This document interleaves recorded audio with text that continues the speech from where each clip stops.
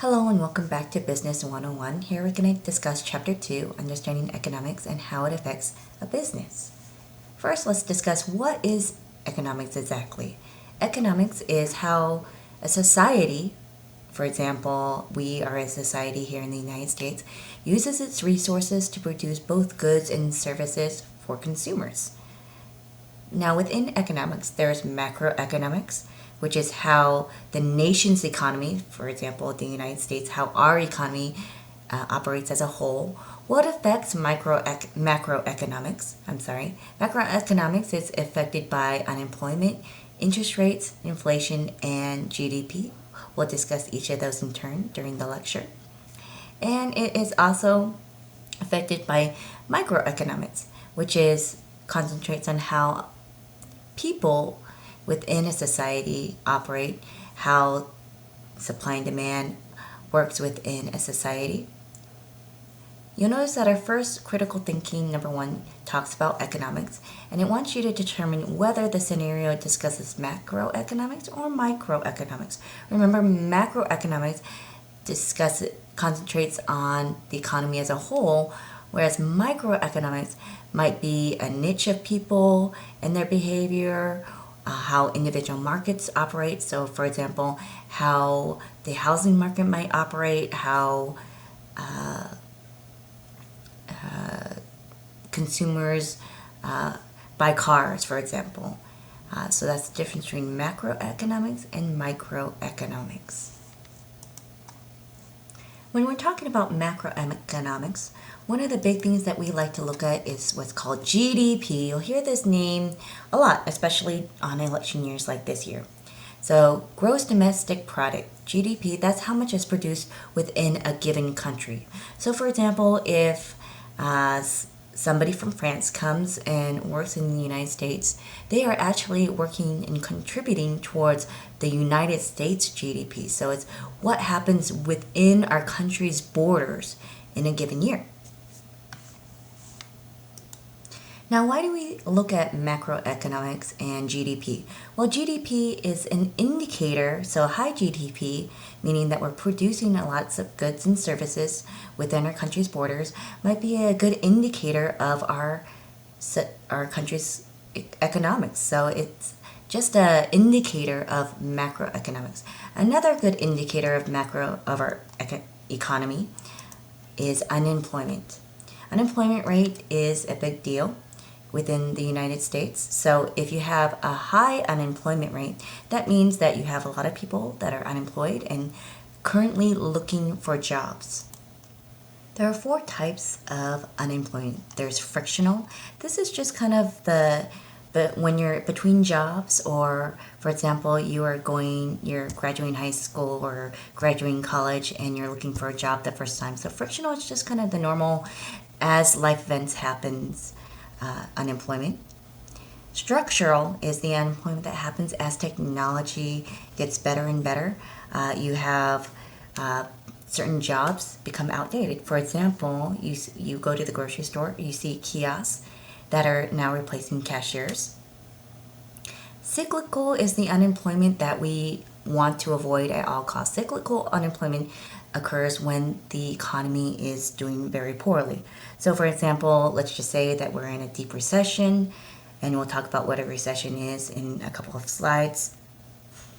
Then maybe people don't have as much expendable income, so maybe they don't go to nail salons or get their hair done as much. So people that work at those nail salons or those hair salons, they are now unemployed. So that's cyclical unemployment that affects people across the board, and that's the one that we want to avoid. Seasonal unemployment is kind of self-evident. Seasonal unemployment, that's, Christmas season, businesses get busy, so they might hire a bunch of temporary workers, and then after their busy season, they will let them go, and those workers become unemployed. Seasonal unemployment. The next indicator of our economy would be inflation. Now, inflation is kind of a tricky thing. I wouldn't say inflation and deflation are either good or bad. You have to kind of couple it with some other indicators. Inflation is when goods and services, the cost of those goods and services rise over time. So that makes our money less valuable. So for $10, one year might purchase 10 oranges, and then $10 the next year might purchase 8 oranges. Deflation is the opposite. It's when prices are actually declining and your money is worth more. So inflation, deflation, are they good or bad? The answer really is it depends on other indicators that are happening. The one thing that we really want to avoid, which isn't on this slide, is hyperinflation. Hyperinflation is when you see a rapid rise of goods and services so that money becomes virtually useless. This happened post World War I. In some countries where you would see people literally taking barrels of money to the grocery store in order to buy a loaf of bread. So the one thing that we want to stay away from is hyperinflation. And really, if too much inflation or deflation at any given time is probably not good. Now in the US, we measure inflation and deflation by what's called the Consumer Price Index, or the CPI.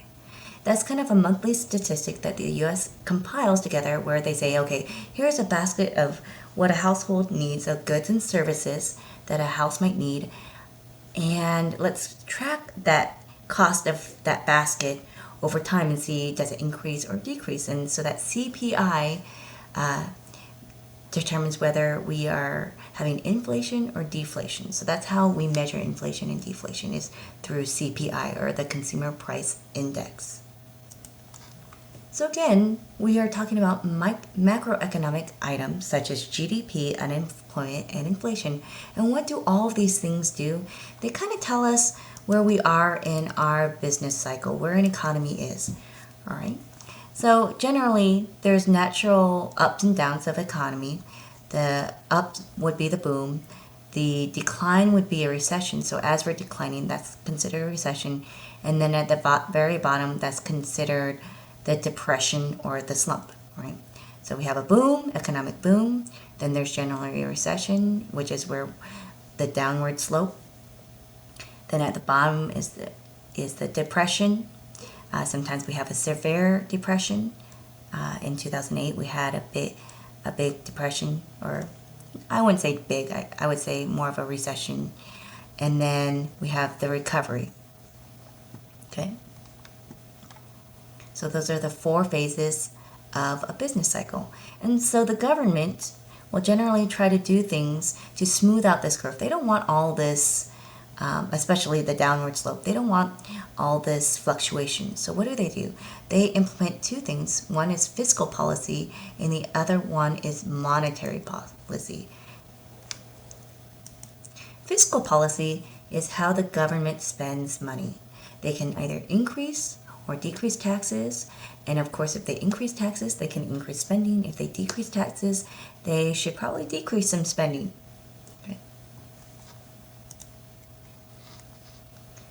You'll hear people on political shows talk about fiscal responsibility.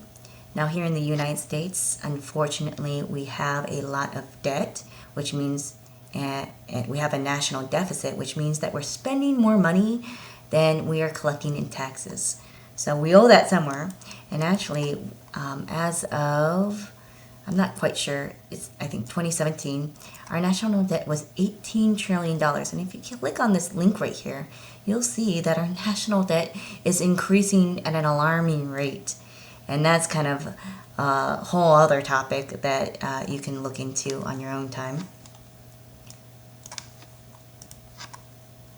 But I know that voting is coming up. At some point, you know that debt is going to come due, and somebody has got to pay it. So maybe think about that when you're voting for different things. All right. The next one that the government uses is monetary policy, which is how they manage the money that they do have. So we have the Federal Reserve Bank, or short, the Fed, who dictates the interest rates. So you'll notice, every month that determines your loan interest rates, because the Fed, they loan money to banking institutions who then pass those interest rates on to you as the consumer. So they can use monetary policy, which is how they set the interest rates and the supply of money. So that concludes our discussion on macroeconomics. Let's look a little bit more on the microeconomic side. On the microeconomic side, we have various views on how resources are used. So on one hand, we have Malthus, who believes in limited resources. He feels that there's only so many resources to go around, so what should we do? We should have some radical birth control. Critical thinking, question number 2, discusses two different people and asks you to determine, do they agree with Malthus or do they agree with Smith? And to explain your answer. So Malthus, he believed in limited resources. On the other hand, we have Smith, who is considered the father of capitalism. We'll talk more about capitalism here in just a little bit. Smith believed that people are a big resource, and if you reward them, so what is the reward in a capitalistic society? Well, it's the ability to keep your profits if you start a business. And your people are a resource, so if you educate them, you give them resources, you allow them to start their own businesses, then you will have basically unlimited resources, right? You do not have limited resources under Smith's idea. We just mentioned that Smith is the father of capitalism, so let's talk a little bit more about what is capitalism. Capitalism is when you have a country or society that has minimal trade interference from the government. So the government doesn't really interfere with the supply and the demand, with trade. There's more free trade. And all or most of the land, factories, and stores are owned by individuals. So individuals are owning the businesses and they're retaining their profits. Now, on the other hand, there's state capitalism, where the state, aka the government, runs the businesses, or some or all of the businesses. So capitalism is where the government does not interfere with trade, and people, individual people, can retain their own profit. In order to be a capitalistic society, you need to have 4 basic elements. Those 4 basic elements are: you need to allow people to own their own property. You need to allow those people to retain the majority of their profits, if not all of their profits. You need to allow free competition, so no monopolies. Here in the United States, we actually have laws against creating a monopoly, and we've actually had the government come in and say, hey, no, you need to break up your monopoly into different corporations. And number 4, the right of freedom of choice. So you get to choose what you are going to produce as a business. So those are the 4 basic elements of a capitalistic society, or the 4 basic ingredients, rather, that you need in order to have a capitalistic society. The freedom to retain your profits, the right of free competition, and the freedom of choice, those are all part of what make up a free market. So what exactly is a free market? It's basically almost synonymous with capitalism, because in order for capitalism to work, you need to have a free market. A free market is when businesses and people together decide what and how much to produce. So let me repeat that. People in the society and businesses together, they choose on what and how much to produce. That is aka the supply and demand curve. Smith called this the invisible hand. Why did he call this the invisible hand? Because if you look at the supply and demand curve, you have people that are supplying items, and you have people that demand items, and then you have some type of equilibrium, which is aka the price point of your products. And so that's what he considered the visible hand. So if you have minimal interference from the government, then supply and demand will dictate what the price should be. Within a free market, you have 4 degrees of competition or 4 types of competition, ranging from lots of competition to basically in a perfect competition to almost no competition in a monopoly. So let's talk about the first one and the last one. The other two are kind of combinations of these two. In a perfect competition, your items are almost similar. So consumers cannot tell the difference between the items.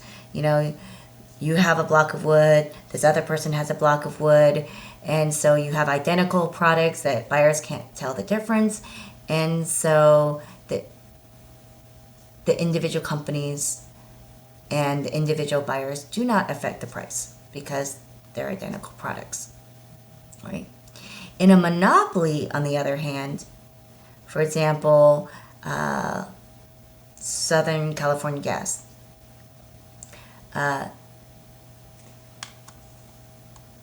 one seller in the market controls the price. So that's something that we in the United States want to avoid. Why? Because remember, thinking back to those 4 ingredients of a capitalistic society, we want freedom of competition. In monopoly, you don't have competition. So I believe that you will have some quiz questions, and this will also be on one of your exams, the 4 degrees of competition in a free market. Perfect competition, theoretically, it doesn't really exist. There really is no perfect competition. Really, what we have are arranged between monopolistic competition and a monopoly. Once again, these were the 4 degrees of competition in a free market, aka a capitalistic society. Now, there are 4 major types of economic systems. The 4 major types of economic systems are capitalism, which we just spoke about in depth. Remember, Adam Smith is the father of capitalism. There's socialism, communism, and a mixed economy. All right, so we already talked a lot about capitalism, so let's talk about socialism. Socialism is when the government owns some or most of the businesses. So in order to have, so the government owns a lot of the businesses, and not only do they do that, but they take a lot of taxes from the people. So in most social economies, you have tax rates as high as 70%. Here in the US, we're around 20-30% for our tax rate. But in social economies, you have really high tax rates. And why do they have really high tax rates? Because they take that and they redistribute the wealth. They take those taxes and they put them to social programs. So, for example, in Sweden, they have free healthcare and free education, and they might, I'm not sure if they have free childcare, but they have a lot of these free programs for the people. But who pays for that? The people that are making the money and high taxes. Well, if you are an entrepreneur in a social economy, what incentive do you have to open up your own business if the government is going to come in and take 70-80% of your profits? So what that causes is what's called brain drain. You don't have people wanting to be entrepreneurs. You have people that want to go ahead and sit back, relax, and collect on those social programs.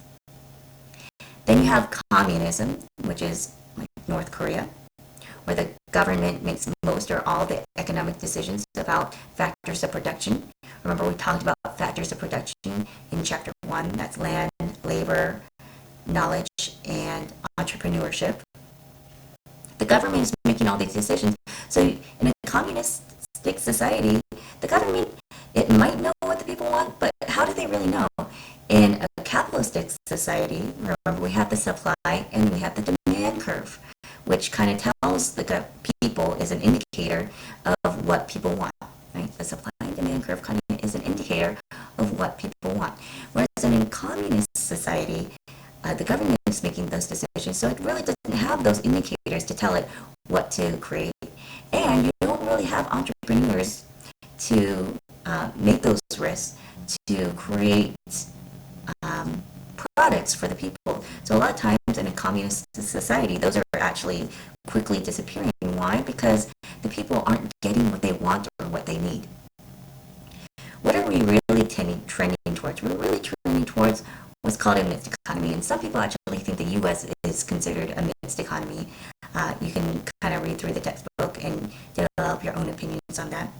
A mixed economy is when you have private ownership of some things with some government regulations mixed into there. So those are the 4 different economic systems. And if you go to your textbook, this is a kind of a great figure to read to kind of tell you the differences between capitalism, socialism, communism, and a mixed economy. So it's figure 2.4 of your textbook. It's kind of hard to read on this slide, so you might want to go directly to your textbook. Again, what's next? Please, this is not a replacement of reading. Go to your textbook, do the readings. I really encourage you to do the EduCredit on the Learn Smart before you take that quiz. And then, of course, you are going to do your critical thinking questions by Sunday and your chapter quiz. Remember, embedded in this PowerPoint are helpful hints for your critical thinking questions. I hope you really enjoyed this video. It was helpful. Please maybe give it a like so I know to continue to create more.